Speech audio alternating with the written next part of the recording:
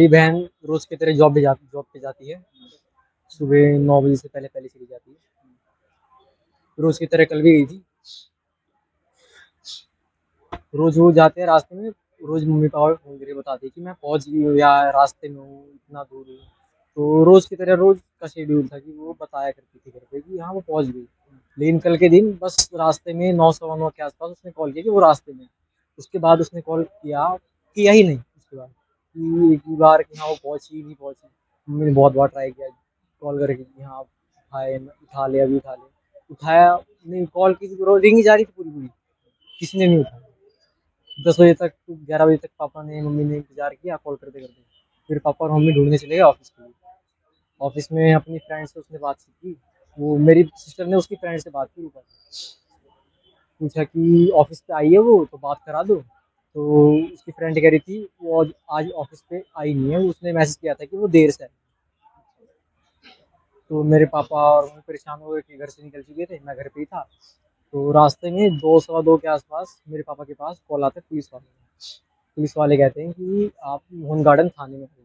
तो मेरे पापा और मम्मी मोहन गार्डन थाने में गए। दोपहर के उसी उस वक्त भी मेरे पापा पास ही में थे, ऑफिस और मोहन गार्डन और वो रूम अंकित का जो है जिसने मर्डर किया है, घर पास ही में था, बिल्कुल ज़्यादा दूर दूर नहीं था।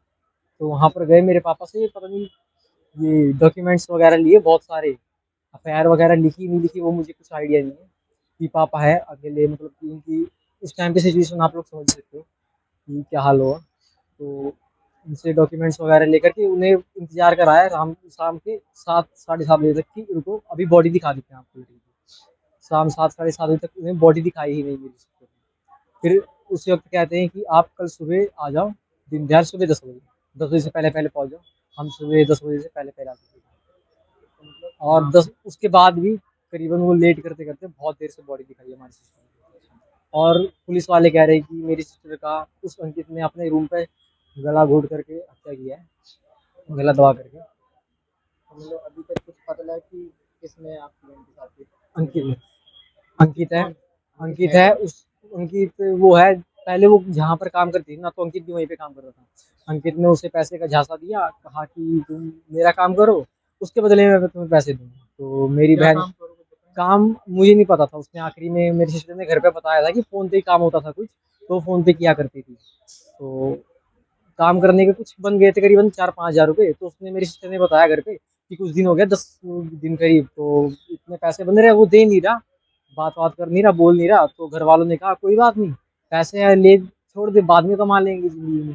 तो बात वो करीबन 20 दिन 25 दिन पुरानी है, तो बात बिल्कुल बंद हो गई कि हाँ नहीं चाहिए पैसे, कोई बात नहीं। वो दूसरी जगह जॉब कर रही थी।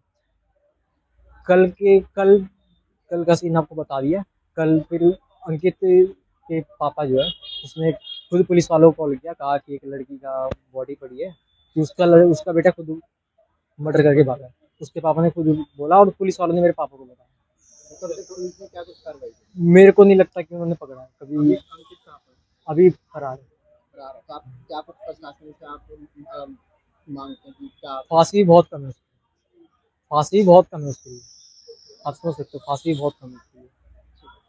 कम से कम फांसी तो देनी चाहिए। नाम बताइए क्या नाम बच रहा क्या जी? क्या कुछ पूरी वारदात हुई वगैरह बताइए। बर्दाश्त क्या वही थी। कल लड़की हमारे सुबह जॉब के लिए निकली, 9 8 बजे के करीब निकली, 9 बजे तक बात हुआ। 9 बजे के बाद उससे बात नहीं हुई। हमने बार बार कॉल कर रहे थे, उसका रिंग तो बज रहा था लेकिन फोन कोई नहीं उठा रहा था। फिर हमें शक हुआ कि लग रहा हमारे लड़की के साथ कुछ फंस रहा है, कुछ मुसीबत में फंस गई है। फिर हमने घर से निकला तो मोहन गार्डन थाने से फोन आया कि आप बजरंग बोल रहे हैं। मैंने बोला है जी।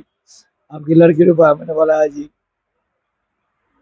आप चले हो थाने में, मोहन गार्डन। हमने थाने में गया,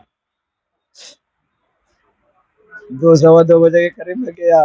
7 बजे तक हमें बैठाए रखा, ना हमारी लड़की की शक्ल दिखाई गई, ना कोई रिपोर्ट, ना पता नहीं क्या क्या करे। कुछ नहीं सुनवाई हुई, पता नहीं क्या लिखी है क्या नहीं लिखा है, हमें कुछ पता नहीं। अम्मी अभी भी दो थे, कल दो ही गए थे। अब अपने घर वाले को संभालो, बेहोश हो रही थी बार बार, उसको संभालो या अपनी लड़की को, तो अब जिगर कर चुका। कौन क्या मांग कोई करते हैं सरकार कोई देगा सरकार, हमारी लड़की देगी नहीं देगी ना, सरकार से ही मांग करते हैं कि फिर किसी बाप को ऐसा ना तड़पना पड़े, उसको भी जो गुनाहगार है उसको फांसी दी जाए।